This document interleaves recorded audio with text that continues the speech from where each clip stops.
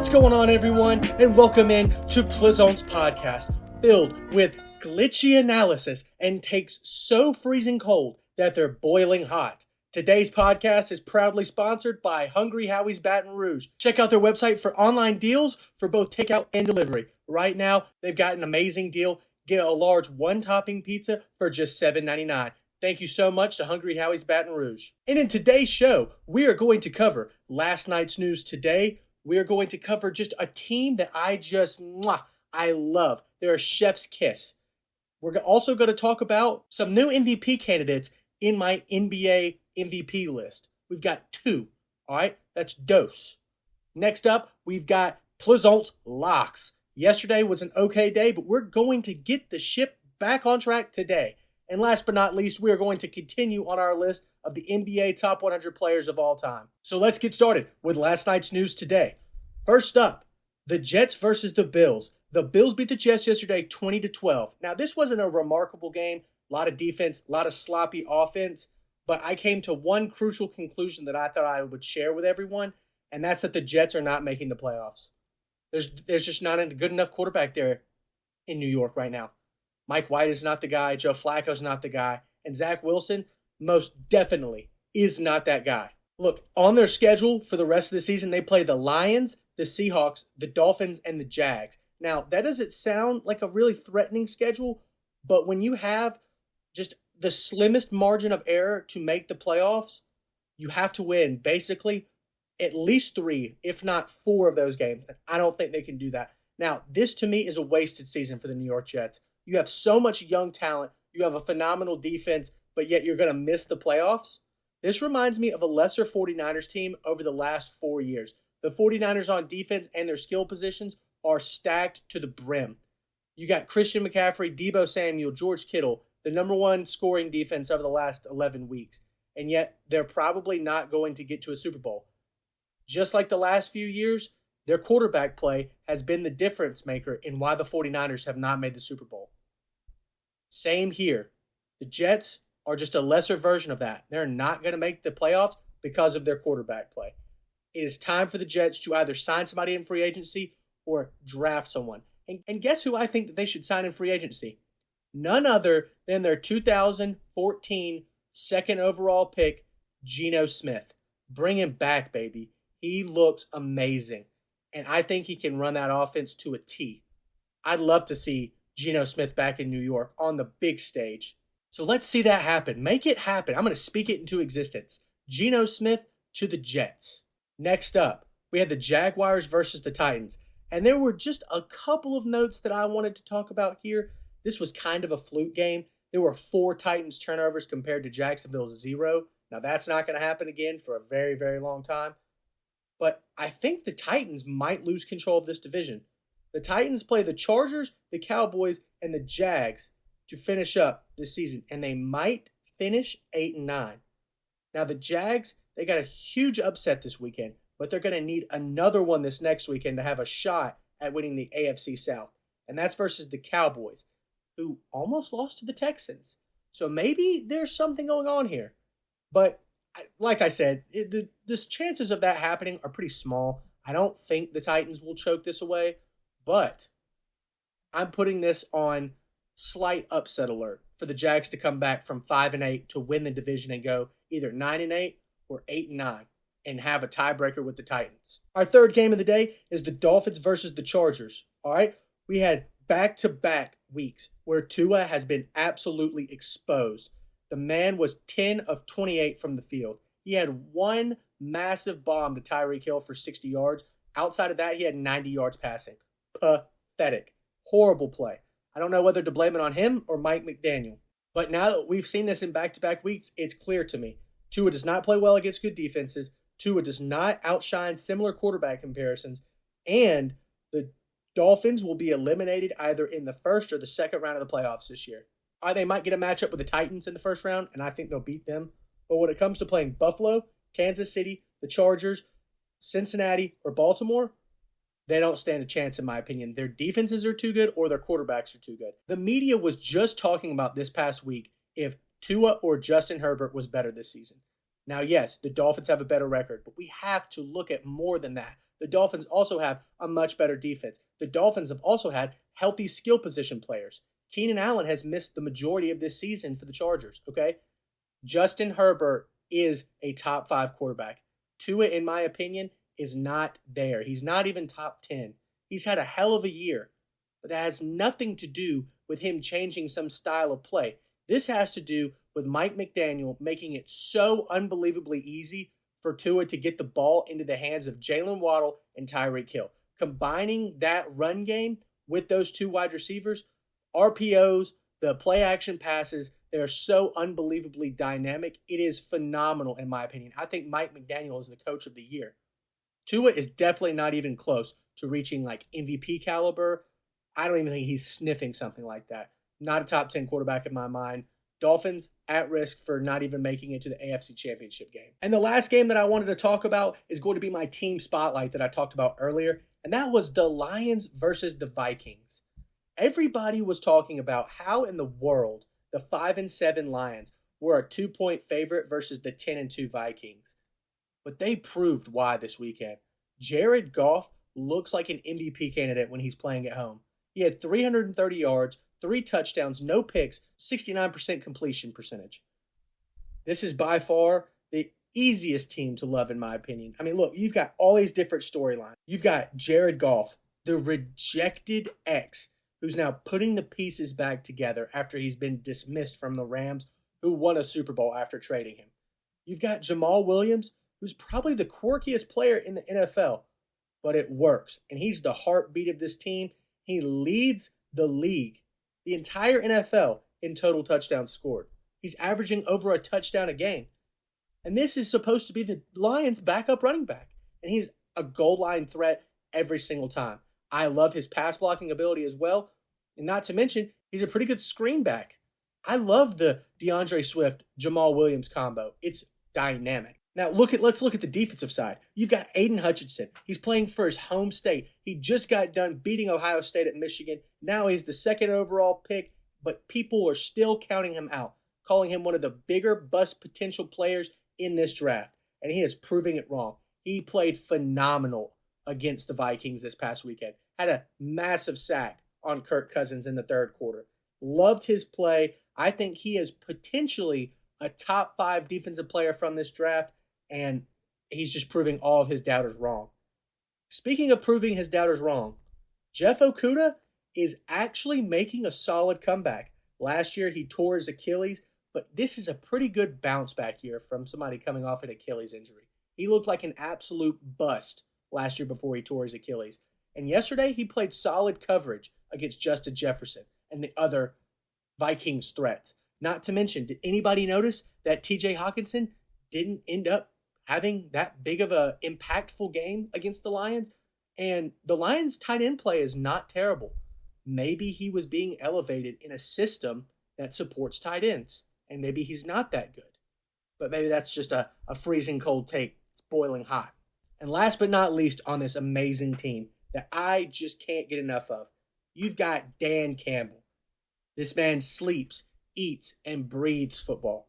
I would honestly not be surprised if he had like a football outfit. Like I'm talking like a top and shorts in the shape of a football. I can't believe how much this man loves the game.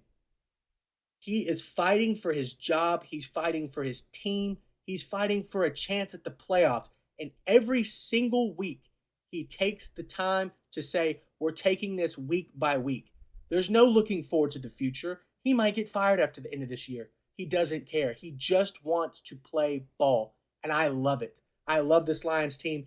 I hope that they make the playoffs. If I had a choice of any team to make the playoffs this year, it's the Detroit Lions. Love this Lions team. Let's get into my 2 new MVP candidates, okay? I've got Giannis, Steph Curry, and Luka Doncic as my 3 main MVP candidates just because they met the criteria. If you want to take a look at that, go back and listen to episode 13 on my MVP candidates, okay? 2 new candidates being added into the mix. Joel Embiid. And the reason that he's entering into my MVP candidate race is because he just dropped 53-12 against the Hornets this weekend. He is averaging 33, 10, and 5 on over 50% shooting this year. And more often than not, he's winning with or without James Harden and or Tyrese Maxey. He's winning with just Harden on the floor or without Harden on the floor, with Maxey on the floor or without Maxey on the floor, or he's winning with them both on the floor and he's winning without them both on the floor. It doesn't matter who joins Joel Embiid on the court. He is winning basketball games. I think if the 76ers can improve their record and get to a top 3 seed, Joel Embiid will definitely be in the MVP race for sure. Now let's talk about one more thing while I'm on the 76ers. You know who would be great on this team right now? Ben Simmons. They need just a slightly better push on the defensive end. And guess who could come off the bench and lead the second unit with his ball handling and his defense on opponent's primary offensive players? Ben Simmons. They miss him. Now, Harden is a better fit for this team than Ben Simmons is, but if there was any kind of way that they could get him back, I wouldn't be opposed to it. I'm sure Philly fans would re-embrace him. I don't know. Maybe I'm wrong. Maybe that's just a crazy take, but I think that Ben Simmons would be good on this team. But more importantly, Joel Embiid, he's definitely in my MVP race right now. Now, probably the 5th player on my MVP candidate race list, maybe 4th. I think definitely. Now, I take that back. We're going to go 5th. Okay? Zion Williamson, who is now playing out of his mind. He is averaging 31, 8, and 5 on 68% shooting. Almost 7 out of every 10 shots is going in the hoop. That is absolute insanity. And he's playing for a team that's on a 7-game win streak that has won 9 of their last 10 or 12 out of their last 14, and they've taken the number 1 seed. He's playing for that beloved New Orleans Pelicans team who just can't stay out of the spotlight. I love it. Their battle with the Suns this past weekend was phenomenal. And guess what? They dominated the Suns the entire 48 minutes on Sunday's game. Love to hear it from Zion. Now, this team last year made some decent noise in the playoffs, taking the Suns to 6 games, but the Pelicans had to relearn how to play on this team with Zion on the floor. And they are definitely doing that well now. It seems like everything is clicked and the cylinders are starting to pump in the engine. I am loving what I'm seeing so far from the Pelicans. It seems like the fans, the front office, and the coaches are all hyping up and building Zion's success just to catapult him into superstardom. It reminds me a lot of Steph Curry in the early years of the Warriors dynasty. He had a lot of injury concerns, but all of a sudden in 2013, Stephen Curry exploded onto the scene. He showed everyone that he is one of the best players in the game. Now, it's going to take a couple of years for Zion to get into finals contention. But if he keeps playing like this, I guarantee you there's an MVP in his future. I think right now my list goes Zion, Joel Embiid, Luka Doncic, Giannis, and Steph Curry. That's my top 5 right now. Now, that being said, let's get into the best part of the show. It's what I dream about. It's what I live for. It's Plizont's Locks. And we are going to rob Vegas today. We've got 3 bangers. I'm taking an underdog for once. I can't even believe I'm saying that. Let's get started. Patriots, -2.5 versus the Cardinals. This is my first Monday Night Football lock, and I've never been more confident in an NFL pick in my entire life. This Cardinals team is terrible at home. They're 1-6, and they lose their home games by 12 points apiece. Young quarterbacks like Kyler Murray, that is what Bill Belichick feasts on. It's like you're taking him to a buffet and just saying, pig out. Let Belichick eat him alive tonight. I think the Cardinals' defense is putrid. They have the worst scoring defense in the NFL right now, giving up 26.8 points per game, and I think the Patriots are going to have a huge running night tonight. Ramondre Stevenson, book him for 80-plus rushing yards and a touchdown. I can't think of anybody more to have a phenomenal game on Monday Night Football. The Patriots also have more motivation in this game. The Cardinals are out of the playoffs. It's over for them. The Patriots are fighting for one of those wild card seeds, and they're going to get that win tonight, and they're going to win by more than 2.5. Book it. Next up, we're moving into college basketball.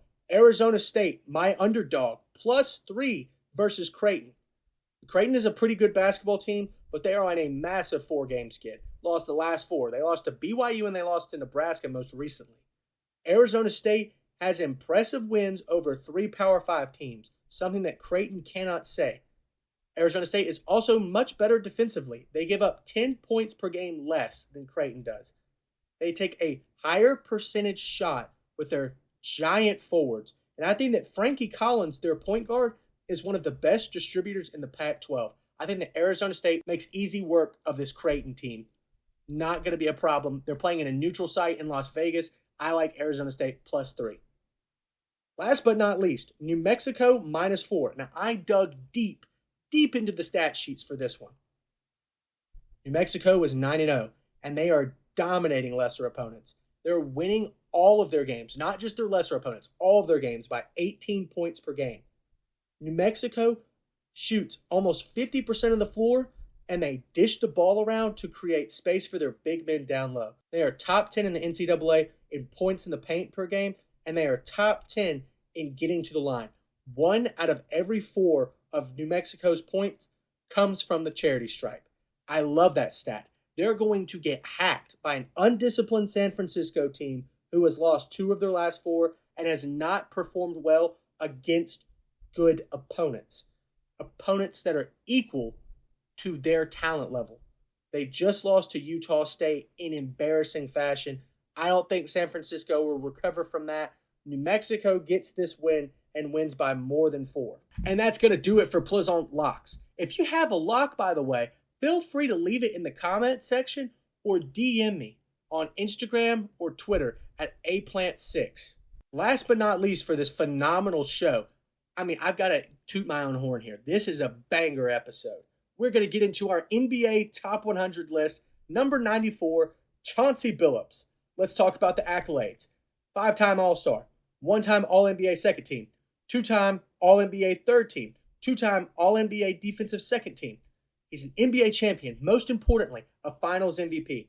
Now, this is one of the longest tenured, historied careers in NBA history among point guards. Okay, he is one of the best journeymen of all time in the NBA. He played for 7 different NBA teams, most notably with that 2003 to 2006 Detroit Pistons team that dominated the mid-2000s in the Eastern Conference, including the Finals MVP that he won while the Pistons dethroned Shaq and Kobe and the Los Angeles Lakers in 2004.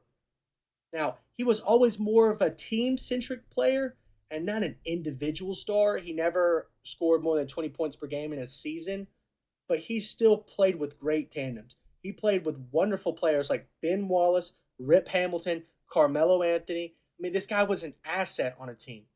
For God's sakes, he won a Finals MVP, and he did it on the offensive floor, both scoring, passing, and then he did it on the defensive end, locking up players like Kobe Bryant.